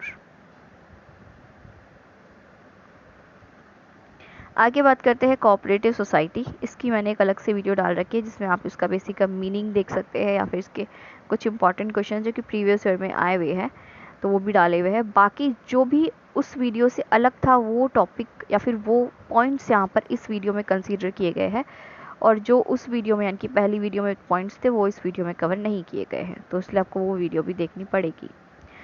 सबसे पहले फादर ऑफ कोऑपरेटिव सोसाइटी कौन है, तो भाई रॉबर्ट ओवन है। ध्यातव्य रहे, सहकारिता का ध्वज 7 रंग का होता है, यानी कि आपकी कोऑपरेटिव सोसाइटी जो होती है, इसका जो फ्लैग होता है वो 7 कलर्स का होता है, लाल पीला नीला हरा नारंगी आसमानी व बैंगनी। कोऑपरेटिव सोसाइटी सहकारिता को 1919 में प्रांतीय विषय बनाया गया, लेकिन वर्तमान में सहकारिता राज्य सूची का विषय है। 1919 में इसे सेंट्रल के हाथों में दे दिया गया था, पर रिसेंटली ये क्या है, ये स्टेट आपकी लिस्ट के अंदर आता है, यानी कि पहले सेंट्रल लिस्ट के अंदर था 1919 के अंदर, पर रिसेंटली ये क्या है, स्टेट लिस्ट के अंदर है। पोस्ट ऑफिस की बात करते हैं, तो in 1776 Lord Warren Hastings started the concept which was given by Lord Clive, यानी कि लॉर्ड क्लाइव ने सबसे पहले कॉन्सेप्ट दिया था पोस्ट ऑफिस का, पर 1776 के अंदर लॉर्ड वॉरेन हॉस्टिंग ने इसको स्टार्ट किया। 1786 में मद्रास में, 1793 में मुंबई में जनरल पोस्ट ऑफिस स्टार्ट किए गए। पर अगर बात की जाए कि इंडियन पोस्ट ऑफिस कब स्टार्ट किया गया, तो 1 अक्टूबर 1854 को स्टार्ट किया गया। आगे पानी की बात करते हैं थोड़ी। विश्व जल दिवस आपका कब होता है? 22 मार्च को। वन दिवस आपका 21 मार्च को, इससे एक दिन पहले होता है। तरुण भारत संघ के राजेंद्र सिंह को जल संरक्षण के लिए मैग्सेसे पुरस्कार से सम्मानित किया गया है। राजेंद्र सिंह को वाटरमैन ऑफ इंडिया भी कहा जाता है। अगर हम डिवीजन की बात करें कि कैसे कैसे क्या परसेंटेज डिवीजन है वाटर का, तो कुछ ऐसा है। The total volume of water on earth is estimated at 1.386 billion kilometre cube, या फिर 333 million cubic miles, with 97.5% being salt water and 2.5% being fresh water, यानी कि 2.5% ही आपका साफ पानी है। Of fresh water only 0.3% is in the liquid form on the surface, यानी कि 2.5% में से भी सिर्फ 0.3% है जो कि आपका क्या है, लिक्विड फॉर्म में उपलब्ध है। बाकी जो है वो सारा आइसबर्ग्स में बटा हुआ है। आगे बात करते हैं अनएम्प्लॉयमेंट या फिर बेरोजगारी की। It is a topic of economic, social and political problem. ये क्वेश्चन आया हुआ था कि बेरोजगारी एक कैसी समस्या है, केवल इकोनॉमिक है, केवल आपकी सामाजिक है, या फिर केवल आपकी राजनीतिक है। तो भाई अपन को याद रखना है कि नहीं, ये तीनों समस्याएं है। इकोनॉमी की भी है क्योंकि इकोनॉमी क्या करती है, उसकी जीडीपी गिर जाती है इससे, ठीक है, जीडीपी गेन नहीं कर पाती हो। सामाजिक समस्या क्यों है, क्योंकि समाज के अंदर ही लोग रहते हैं तो ये सामाजिक समस्या हुई। और पॉलिटिकल प्रॉब्लम क्यों है, क्योंकि पॉलिटिकल में भी बहुत सारे मुद्दे होते हैं, जैसे कि पार्टीज़ वगैरह वादा करती हैं कि हाँ हम एम्प्लॉयमेंट देंगे, तो इसलिए एक पॉलिटिकल प्रॉब्लम भी है। तो अपन को याद रखना है कि तीनों विषय हैं अनएम्प्लॉयमेंट, इकोनॉमिकल भी, सोशल भी और पॉलिटिकल भी। Age cover 15 years to 59 year, यानी कि माना जाता है कि अनएम्प्लॉयमेंट के अंदर किसकी एम्प्लॉयमेंट देखी जाती है, तो 15 साल से आपका 60 में एक कम या फिर 59 ईयर्स तक देखी जाती है। According to census 2011, Rajasthan total population है 6.86 करोड़। 2011 की सेंसस के अनुसार, अगली कब होनी थी अभी 2021 में देखते हैं उसका। बाकी वैसे 2011 की सेंसस के अनुसार क्या है कि राजस्थान की जो टोटल पॉपुलेशन है वो 6.86 करोड़ है एंड 56.40 अनएम्प्लॉयड, जबकि 56.40% अनएम्प्लॉयड है। Jaipur is on the list and Pratapgarh first in employment. ठीक है, अगर राजस्थान की ही बात करी जाए तो उसमें क्या है, 56.40% लोग क्या है अब भी अनएम्प्लॉयमेंट के अंदर आते हैं। जयपुर जो है उसके अंदर सबसे कम है, जबकि जयपुर क्या है, इसकी राजधानी है, यहाँ पे सबसे ज़्यादा एम्प्लॉयमेंट होनी चाहिए, पर फिर भी जयपुर सबसे कम है, लीस्ट है अपना एम्प्लॉयमेंट में, और प्रतापगढ़ क्या है, फर्स्ट है एम्प्लॉयमेंट में। Rajasthan is on the 11th place पर। अगर बाकी सारे देशों के हिसाब से बात की जाए तो राजस्थान अपने 11वें नंबर पे आता है। फर्स्ट नंबर पे अनएम्प्लॉयमेंट के अंदर यूपी आता है। Productive population, most productive population of Himachal Pradesh and on second number on Sikkim, यानी कि सबसे ज़्यादा अगर प्रोडक्टिव पॉपुलेशन की बात की जाए तो हिमाचल प्रदेश की। प्रोडक्टिव पॉपुलेशन बेसिकली मतलब क्या होता है कि ऐसी पॉपुलेशन जो कि कुछ काम करती हो, ठीक है, जिससे कोई काम हो सकता हो या फिर जिसके काम का कोई रिजल्ट या फिर आउटपुट या फिर कोई मनी जनरेट होती हो, उसको प्रोडक्टिव पॉपुलेशन कहा जाता है। जहाँ पे बेरोजगारी ना हो, सभी लोगों के हाथों में काम हो, कोई खाली ना बैठा हो, कुछ ना कुछ कोई जनरेट कर रहा हो। अगर किसी इंसान की जनरेटिविटी है देन तो मान सकते हैं कि वो प्रोडक्टिव पॉपुलेशन के अंदर आता है, पर अगर किसी इंसान की कोई जनरेटिविटी नहीं है, ज़ीरो प्रोडक्शन है, देन हम मान सकते हैं कि वो इंसान क्या है, अनप्रोडक्टिव है। तो मोस्ट प्रोडक्टिव पॉपुलेशन कहाँ की है, आपकी हिमाचल प्रदेश की है, जो कि कितनी है, 51.85% है। जबकि सेकंड नंबर पे अपना सिक्किम आता है, पूरा ऑर्गेनिक स्टेट, जिसकी कितनी है, 50.47% है। Least productive population of UP and Bihar, सबसे कम प्रोडक्टिव पॉपुलेशन कहाँ की है, तो यूपी और बिहार की है। 5वें प्लान के अंदर अनएम्प्लॉयमेंट की बात की गई थी, ये अपन को याद रखना है, जो कि 1974 से 1978 तक अपना 5th ईयर प्लान चला था। The 5th year plan led stress on employment, poverty alleviation, जिसमें गरीबी हटाओ नारा भी दिया इंदिरा गांधी ने, and justice. The plan also focused on self reliance in agricultural production and defence. तो इनकी अपन याद रखेंगे कि 5वें के अंदर क्या बात की गई थी, एम्प्लॉयमेंट की बात की गई थी, गरीबी हटाओ की बात की गई थी, और जस्टिस की या फिर इक्वालिटी की बात की गई थी, न्याय की बात की गई थी। 25 सितंबर 2014, इस दिन क्या होता है भाई, ये आप लोग देखेंगे। नेक्स्ट क्या है, भारत में बेरोजगारी का मापन राष्ट्रीय नमूना सर्वेक्षण संगठन कहाँ पे है, ये पूरा NSSO, तो नई दिल्ली के अंदर है, न्यू दिल्ली। बात करें मनरेगा की, तो 23 अगस्त 2005 को इसको लॉन्च किया गया था नरेगा नाम से। बाद में अमेंडमेंट के थ्रू इसके आगे M लगाया गया, जिसका मतलब क्या है, महात्मा गांधी या फिर महात्मा गांधी जी, आप कुछ भी समझ लें, मतलब महात्मा गांधी का नाम जो है वो बाद में ऐड किया गया है अपना एक अमेंडमेंट के थ्रू, जो कि अमेंडमेंट कब हुई, 2009 के अंदर, यानी कि 4 साल तक तो ये नरेगा ही चला था। ठीक है, firstly started from Andhra Pradesh इन 2 फरवरी 2006। सबसे पहले इसको आंध्र प्रदेश ने 2 फरवरी 2006 से लागू कर दिया था। 1 अप्रैल 2008 को ये पूरी की पूरी इंडिया पर अप्लाई हो गया था। 2 अक्टूबर 2009 को इसमें थोड़ी सी अमेंडमेंट की गई और नरेगा को मनरेगा में कन्वर्ट कर दिया गया। अब मनरेगा में कन्वर्ट करते हुए इसमें M लगा, जिसका मतलब क्या है, महात्मा गांधी। इसमें मनरेगा सिस्टम क्या है, बेसिकली आपका एम्प्लॉयमेंट सिस्टम है कि जो भी ऐसे लोग हैं जो कि पॉपुलेशन के अंदर 15 टू 59 ईयर्स तक के अंदर आते हैं और अगर वो बेरोजगार है तो वो इसके अंदर जाकर काम मांग सकते हैं। इसके अंदर एश्योरिटी मिलती है, आपको 100 डेज का वर्क मिलता है। अभी इसके कुछ 180 रुपये थे, अभी बढ़ाकर मनरेगा का जो रेट है वो 202 रुपये किया गया है। ठीक है। अच्छा, आगे अपन लोग बात करते हैं पार्लियामेंट की। भारत में द्विसदनात्मक या फिर बाय कैमरल आपका व्यवस्था अपनाई गई है, जो कि 1919 के अधिनियम से ली गई है। इंग्लैंड को विश्व में संसद की जननी कहा जाता है, यानी कि याद रखेंगे कि संसद की जननी किसे कहा जाता है, तो आपका इंग्लैंड को कहा जाता है।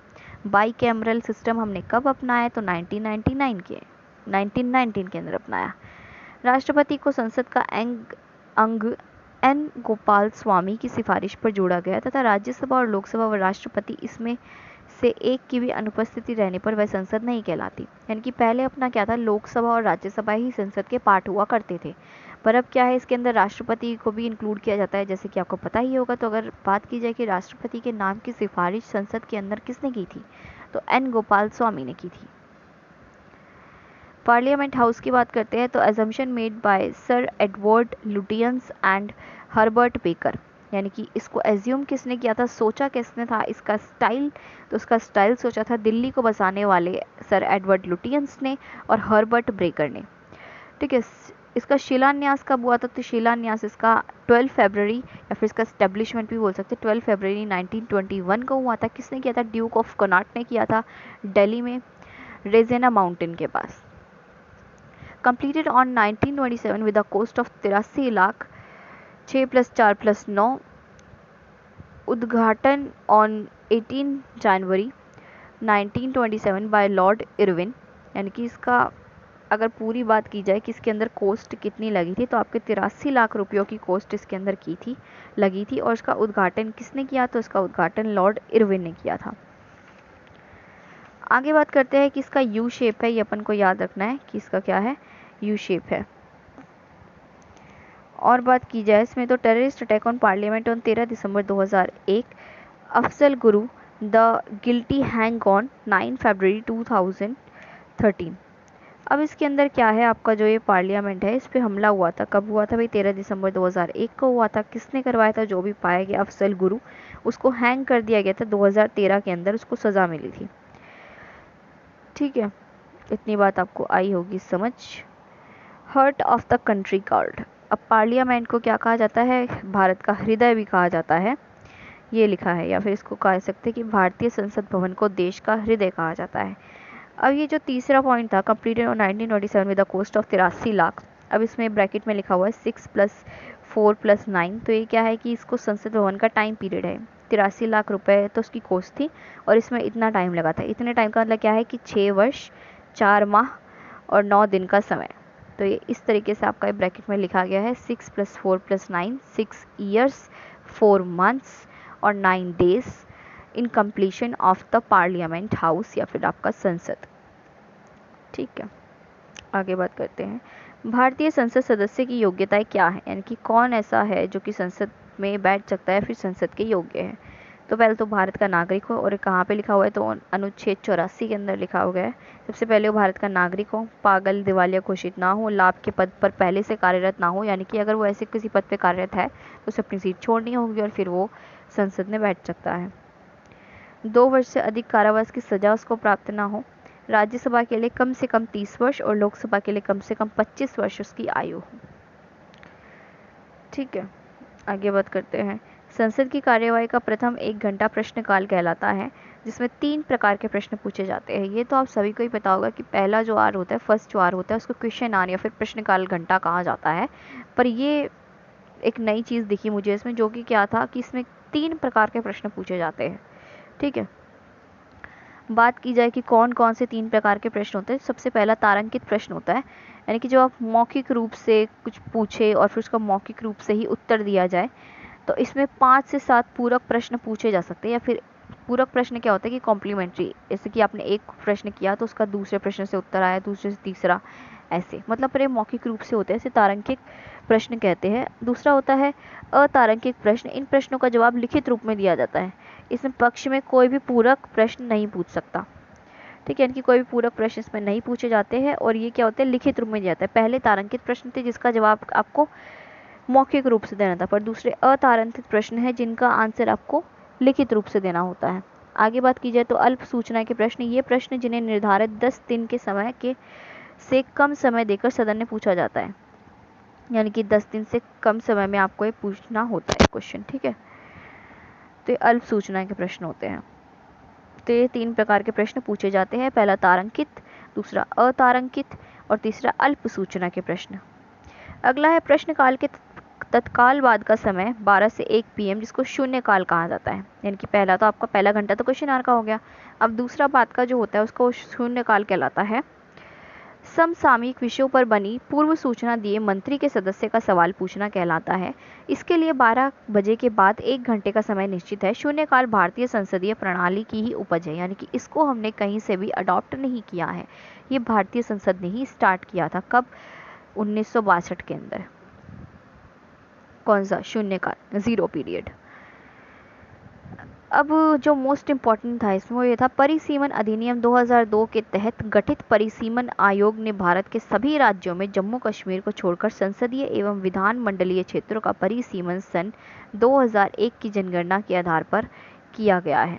यानी कि इसमें क्या है कि जो आपका जनगणना वगैरह था उसमें कॉन्सेप्ट वो परिसीमन अधिनियम के अंदर आता था। और दूसरी बात अपन को क्या याद रखने की, परिसीमन अधिनियम जो है वो अपना 2002 के एक्ट के अंदर आता है, ठीक है।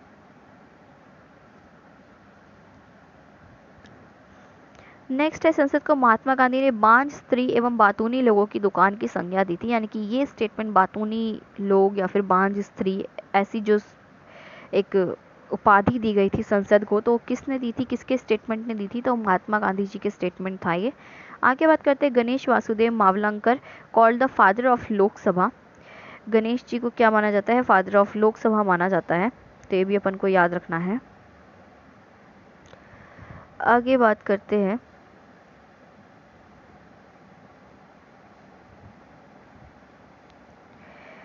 Pro tem speaker. प्रत्येक नवीन लोकसभा के गठन के पश्चात राष्ट्रपति लोकसभा के किसी वरिष्ठ सदस्य को प्रोटेम स्पीकर या फिर फ्रांसीसी परंपरा के अनुसार या अस्थायी अध्यक्ष नियुक्त करता है।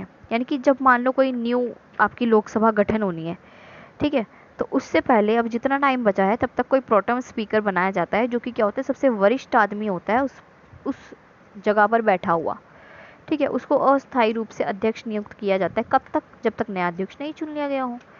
अस्थायी अध्यक्ष सदन के सदस्यों द्वारा शपथ लेने तथा अध्यक्ष के चुनाव करने तक सदन की अध्यक्षता करता है तथा बाद में पद स्वतः ही खत्म हो जाता है।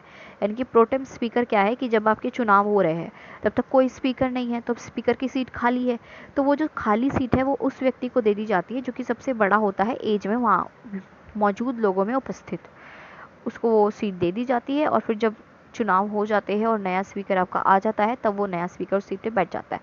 तो इनकी प्रोटेम स्पीकर क्या होता है? आपका अस्थायी स्पीकर होता है, लोकसभा के टाइम का होता है, ये अपन को याद रखना है। Lame duck. लेम डक उन सदस्यों को कहा जाता है जो नवीन सदन में पूर्ण निर्वाचित नहीं हो सकते। नई लोकसभा के गठन में पूर्व पुरानी लोकसभा का सत्र आहूत किया जाता है और यह सत्र लेम डक सत्र के नाम से जाना जाता है। लेम सत्र यानी कि जो पुराना हो गया है और जिसे अब दोबारा नहीं चुना जा सकता, यानी कि ऐसे कुछ पुनः निर्वाचित जो लोग थे जो कि पुराने सदन के थे, जिन्हें अब दोबारा नियुक्त नहीं किया जाएगा, तो वो लेम डेक सदस्य या फिर लेम डेक सत्र कहलाते हैं।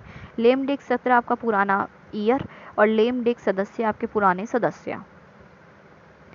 भारत के मात्र 2 लोकसभा अध्यक्ष जिन्होंने अपने पद पर रहते हुए त्यागपत्र दिया था, पहला था नीलम संजीवन रेड्डी जो कि 4थी और 6ठी लोकसभा के अंदर थे, और दूसरे थे गुरुदयाल सिंह ढिल्लो जो कि आपकी 5वीं लोकसभा के अंदर थे। यानी कि 4थी से 6ठी के अंदर ही ये सारे हुए थे सीन, जो कि 2 लोगों ने किए थे।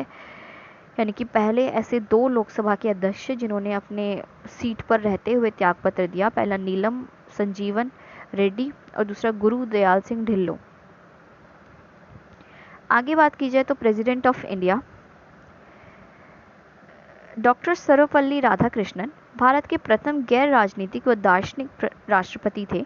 प्रथम उपराष्ट्रपति जो राष्ट्रपति बने जिन्होंने राष्ट्रपति बनने से पहले भारत रत्न 1954 प्राप्त किया। इनके कार्यकाल में भारत चीन युद्ध हुआ। भारत के एकमात्र दार्शनिक राष्ट्रपति कहलाने वाले डॉक्टर राधाकृष्णन के जन्म को शिक्षक दिवस के रूप में मनाया जाता है। तो अपना क्या है कि सबसे पहले हमने बात की है डॉक्टर सर्वपल्ली राधाकृष्णन जी की, जो कि अपने क्या थे भाई, भारत के प्रथम गैर राजनीतिक व दार्शनिक राष्ट्रपति थे। अगर हम अब तक के बने राष्ट्रपतियों की बात करें, ठीक है, तो हमारे कुल कितने राष्ट्रपति बने थे अभी तक?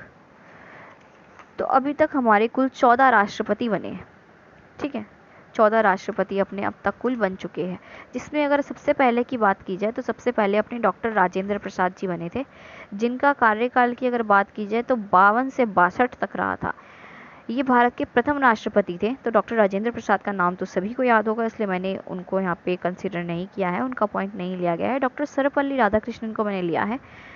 इनके बारे में कुछ इंपॉर्टेंट पॉइंट्स बनते हैं। सबसे पहला इंपॉर्टेंट पॉइंट क्या बनता है कि इन्होंने राष्ट्रपति बनने से पहले ही भारत रत्न प्राप्त कर लिया था 1954 के अंदर, ठीक है। और इनके टाइम पे क्या हुआ था, भारत चीन का युद्ध भी इन्हीं के टाइम पे हुआ था।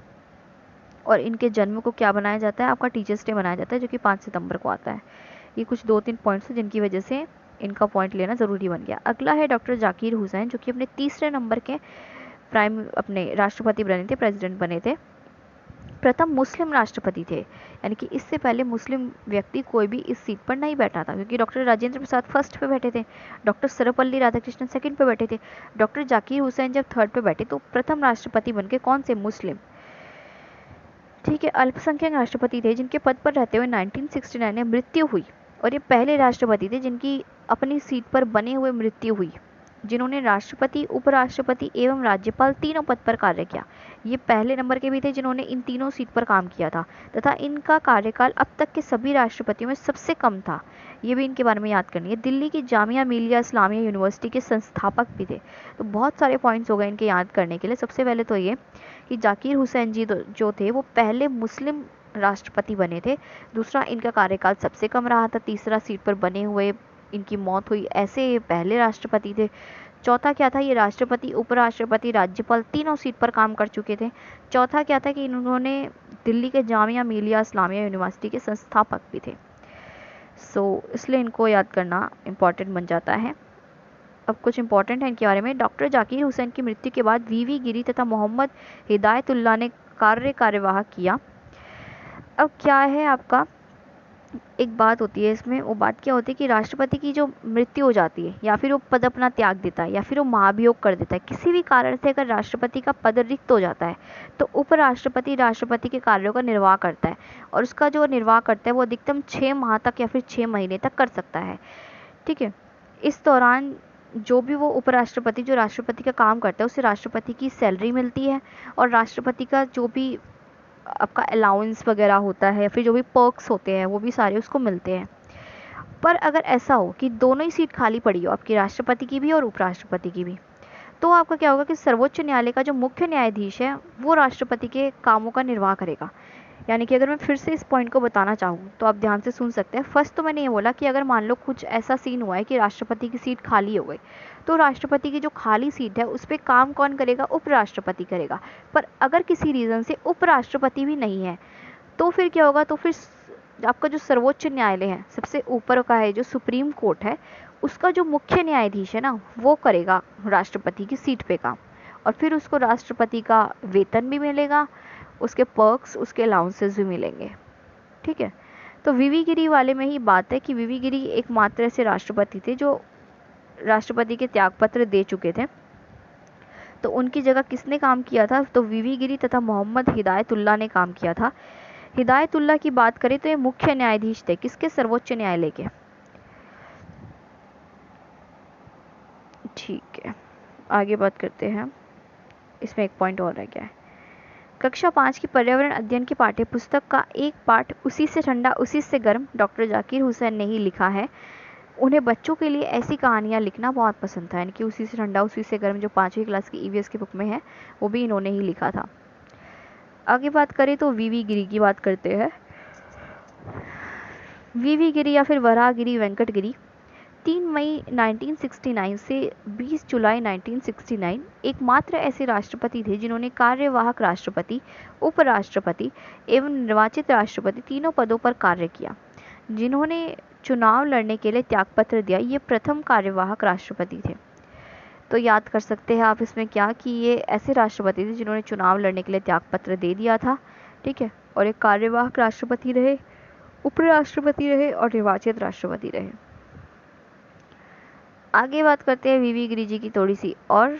तो प्रथम कार्यवाहक राष्ट्रपति थे, एकमात्र राष्ट्रपति थे जो उपराष्ट्रपति पद से त्याग पत्र देकर राष्ट्रपति बने थे, यानी कि अभी तक ऐसा कोई नहीं था जो उपराष्ट्रपति से त्याग देकर राष्ट्रपति बना हो, पर इन्होंने ऐसा जोखिम लिया और ये उपराष्ट्रपति पद से त्याग पत्र देकर राष्ट्रपति बने थे, जिनके निर्वाचन के लिए द्वितीय चक्र की मतगणना करनी पड़ी और जिन्हें 50.22% मत मिलने पर भी राष्ट्रपति घोषित किया गया। ठीक है,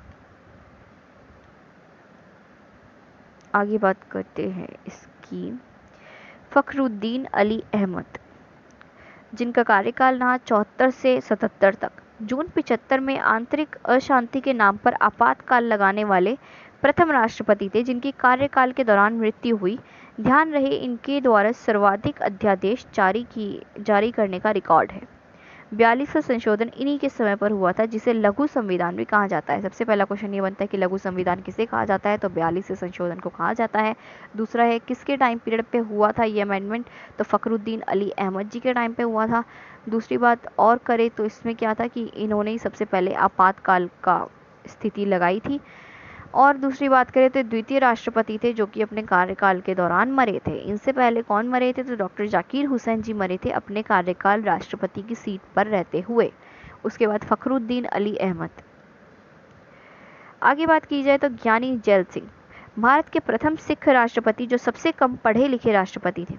ज्ञानी जैल सिंह के बारे में एक बात अपने को याद रखनी है कि सबसे पहले तो प्रथम सिख थे राष्ट्रपति, और दूसरी बात है सबसे कम पढ़े लिखे राष्ट्रपति थे। इनके द्वारा 1986 में पहली बार डाकघर विधेयक पर वीटो, मैं मना करता हूँ, का प्रयोग किया गया। इनकी पहली बार वीटो का किसने प्रयोग किया, तो जैल सिंह जी ने किया। किस पर किया, डाकघर पे किया।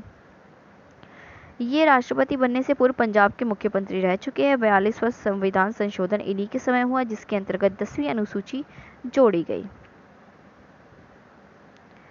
वीटो के बारे में भी मैंने आगे इसमें एक स्लाइड ली हुई है, तो आपको वीटो और अच्छी से इसमें समझ आ जाएगा। वीटो वैसे क्या होता है कि जो अपनी पावर का यूज़ करते हुए राष्ट्रपति किसी भी काम को रोकता है, तो उसे वीटो कहा जाता है कि यार मैं मना करता हूँ या फिर मैं इस काम को रोकता हूँ। 61 amendment 1988 reducing voting age from 21 to 18। 61वीं अमेंडमेंट जो हुई थी 1988 के अंदर, उसके अंदर आपकी वोटिंग एज को रिड्यूस किया गया था 21 से 18। ठीक है, ये भी अपन को याद रखना इंपॉर्टेंट पॉइंट बनता है। When Ramaswamy Venkataraman was president 8th number president 9 वो की। ये बात एक अलग सी बनती है। क्या बात है ये कि रामास्वामी वेंकटरमन जो थे, जब वो प्रेसिडेंट बने तो वो 8वें नंबर के प्रेसिडेंट बने, पर काम की बात की जाए तो वो 9वें नंबर के बने। अब ऐसा क्यों है, क्योंकि जब डॉक्टर राजेंद्र प्रसाद थे वो 2 बार राष्ट्रपति बने। ठीक है, एक तो आपका 1952 से 1957 और फिर 1957 से 1962, पर क्योंकि वही बने राष्ट्रपति 2 बार, तो इसलिए उनको पहला प्रथम राष्ट्रपति कह दिया जाता है। और जो दूसरा राष्ट्रपति कहा जाता है वो डॉक्टर सर्वपल्ली राधाकृष्णन को कहा जाता है, जबकि तीसरे नंबर के कार्यवाहक हुए आपके ये डॉक्टर सर्वपल्ली राधाकृष्णन। तो इस हिसाब से जो रामास्वामी वेंकटरमन है वो प्रेसिडेंट तो 8वें नंबर के, पर उनका काम की बात की जाए तो 9वें थे। यानी कि अगर हम अभी की बात करें, आपके जो रामनाथ कोविंद है जो कि अभी राष्ट्रपति है हमारे, वो 14वें राष्ट्रपति है, 14th अपने प्रेसिडेंट है, पर अगर उनके कार्यकाल की दृष्टि से बात की जाए तो 15वें राष्ट्रपति गिने जाएंगे। ठीक है, अब समझ आया होगा थोड़ा बहुत आपको। पहली women fight for president seat, कौन सी ऐसी पहली महिला थी जिन्होंने प्रेसिडेंट की सीट के लिए लड़ाई करी, तो Krishna Kumar Chatterjee. First person of country is president, यानी कि अगर गिनती की जाती है कि कितने लोग हैं तो उसमें प्रथम व्यक्ति प्रेसिडेंट को गिना जाता है। वीटो पावर ऑफ प्रेसिडेंट, अब कुछ 3 प्रकार की वीटो हमारे पास होती है। सबसे पहले वीटो क्या होती है, the choice of the president over the bill is called the veto power, यानी कि अगर प्रेसिडेंट के पास कोई बिल आता है तो उसके ऊपर जो वो अपनी पावर लगा सकता है उसे वीटो पावर कहा जाता है। और कौन सी पावर, चॉइस की पावर। ठीक है, veto power of the president of India is guided by article 111 के अंदर वीटो का सेक्शन आता है। 3 टाइप की आपकी वीटोज इसके अंदर है, एब्सोल्यूट वीटो, सस्पेंशन वीटो और पॉकेट वीटो। एब्सोल्यूट वीटो क्या होता है कि पूरी तरीके से मना न करना। सस्पेंशन वीटो आपकी ली हुई है मैंने, चलो 3 टाइप की वीटो हो गई, ऑब्सोल्यूट वीटो, सस्पेंसिव और pocket veto. Pocket veto as normal जैसे आपको पता चल रहा है कि प्रेसिडेंट ने अपनी पॉकेट में रख लिया, अब भाई जब उसका मन करेगा तब वो अपना पॉकेट से निकाल के उसको दे देगा कि हाँ भाई चलो एक्सेप्ट है, अदरवाइज अपनी पॉकेट में रखा रहेगा, कोई आपसे पूछ नहीं सकते। और पॉकेट वीटो को सबसे पहले यूज़ किसने किया था, तो ज्ञानी जैल सिंह ने ही किया था पॉकेट वीटो को सबसे पहले use. Absolute veto. The power of the president to withhold the assent to the bill is termed as his absolute veto. यानी कि अगर वो किस चीज़ को रोक देता है तो एब्सोल्यूट वीटो के अंदर आएगा। The power of the president to return the bill to the parliament with और without consideration is called suspensive veto. यानी कि या तो उसने क्या किया, पार्लियामेंट को अपना वो जो बिल है वो लौटा दिया, ना ही हाँ बोला ना ही ना बोला, तो उसे सस्पेंसिव वीटो के अंदर मान लेंगे। और अगर विद होल्ड कर दिया है यानी कि उसने रोक दिया है तो एब्सोल्यूट वीटो के अंदर। Pocket veto the power of the president to not act upon the bill is termed as a pocket veto. यानी कि उसने कुछ नहीं बोला कि उस पर काम करना है या नहीं करना है, तो पॉकेट वीटो यानी कि उसने सीधा अपनी पॉकेट में रख लिया है विदाउट एनी आंसर कि भाई आगे क्या होगा। तो अपनी 101वीं स्लाइड है ये। आगे बात करें तो आपातकालीन शक्तियाँ। राष्ट्रपति को 3 प्रकार की आपातकालीन शक्तियाँ प्राप्त होती हैं, जिसका उल्लेख संविधान के भाग 18 में अनुच्छेद 352 से 360 के अंदर है। 352 में राष्ट्रीय आपातकाल, 356 के अंदर राष्ट्रपति शासन, राज्य में आपात हो जाए राष्ट्रपति शासन जब लग जाता है, और 360 के अंदर वित्तीय आपातकाल। पर सबसे अच्छी बात यह है कि वित्तीय आपातकाल अभी तक अपन को क्या है लॉन्च करने की ज़रूरत नहीं पड़ी है, जबकि 1991 के अंदर भी माना जाता है कि बहुत ही ज़्यादा मतलब क्रिटिकल सिचुएशन हो गई थी, पर फिर भी ऐसे हालात कभी नहीं अब तक भारत में आ पाए कि आपातकालीन अपन को लगानी पड़े इमरजेंसी। सो ये एक अच्छी बात है। आपातकालीन शक्तियों का प्रेरणा स्रोत जर्मनी का वाइमर संविधान है। यानी कि अगर हम बात करें कि हमने कहाँ से लिया है कॉन्सेप्ट एमरजेंसी का, तो हमने एमरजेंसी का कॉन्सेप्ट कहाँ से लिया है भाई, तो वाइमर के संविधान यानी कि जर्मनी से लिया है। आगे बात करते हैं। अब तक भारत में 3 बार राष्ट्रीय आपातकाल लगाया जा चुका है, फिर नेशनल इमरजेंसी लगाई जा चुकी है। सबसे पहली कब लगी थी, 26 अक्टूबर 1962 से 10 जनवरी 1966 तक लगी थी। कारण क्या था कि भारत और चीन के युद्ध का कारण था। राष्ट्रपति उस टाइम कौन हुआ करते, तो राधा कृष्णन हुआ करते थे। प्रधानमंत्री कौन हुआ करते थे, तो नेहरू जी हुआ करते थे। यानी कि मान सकते हैं कि राधा कृष्णन जी ने ही आपातकाल इनकी जो इमरजेंसी थी वो लगाई थी। 3 दिसंबर 1971 भारत और पाक का जब युद्ध हुआ था, वीवी गिरी जी इस टाइम पर अपने राष्ट्रपति थे और प्रधानमंत्री थी इंदिरा गांधी जी। बात करें तीसरे की तो वो 75 में हुआ था, 1975 के अंदर। वो आंतरिक अशांति के अंदर हुआ था। यानी कि आप अगर सिर्फ ईयर याद कर सके तो 62 भारत चीन युद्ध, फिर उसके बाद 71 भारत पाक युद्ध, और फिर 75 आंतरिक शांति। और इस टाइम कौन कौन थे, तो राधा कृष्णन, वीवी गिरी, फखरुद्दीन। देश का प्रथम कलेक्टर राल्फ शेल्डन था। याद रखेंगे प्रथम कलेक्टर कौन था, तो शेल्डन जी थे, शेल से निकले थे कलेक्टर साहब। पंचायती राज 243 ओ के अंदर आते हैं, 243 से 243 ओ के अंदर। फादर ऑफ पंचायती राज किन्हें कहा जाता है, तो बलवंत मेहता जी को कहा जाता है। एमके जी की एक बुक थी जिसमें उन्होंने क्या कहा था, पंचायती राज के लिए एक बुक लिखी थी और उस बुक का नाम क्या था, my picture of free India. Jawaharlal Nehru book in which he refer panchayati raj भारतीय लोकतंत्र की पाठशाला। जवाहरलाल नेहरू ने क्या लिखी थी, भारतीय लोकतंत्र की पाठशाला कंसीडर करके उन्होंने पंचायती राज बुक लिखी थी। 11 अक्टूबर 1959 राजस्थान स्टार्टेड फर्स्ट पंचायती राज सिस्टम। 11 अक्टूबर 1959 को राजस्थान ने स्टार्ट किया था अपना पहला पंचायती राज सिस्टम। नागौर के जिले से, नागौर जिले में कुछ जगह बाड़वेली बागड़ेली, उससे बस आप नागौर याद रखे काफ़ी है। उल्लेखनीय है कि राजस्थान ने पहले पंचायती राज चुनाव 1960 में करवाए गए। नेहरू जी के कार्यकाल को पंचायती राज की स्थापना का काल, इंदिरा गांधी के कार्यकाल को पंचायती राज की पतन या फिर ठहराव का काल, और राजीव गांधी के कार्यकाल को पंचायती राज का स्वर्ण काल कहा जाता है। ये 3 चीज़ अपन को याद रखनी है। नेहरू जी के टाइम पे स्थापना, इंदिरा जी के टाइम पे ठहराव या फिर उठाव, और लास्ट में अपना राजीव गांधी के टाइम पे स्वर्ण काल कहा गया था इसको। This is how our slide end. यहाँ पर अपनी पूरी बुक कंप्लीट नहीं होती है रीड की, और इसीलिए आगे और भी इसकी सीरीज़ लाई जाएंगी और इस बुक को कंप्लीट किया जाएगा जिस तरीके से बुक कंप्लीट हो जाए। अभी तक इस वीडियो में इतना ही है। I hope you like the video. If you like the video, please press the like button or the thumbs up. Share the video and subscribe my channel. Thank you. Have a nice day and bye bye.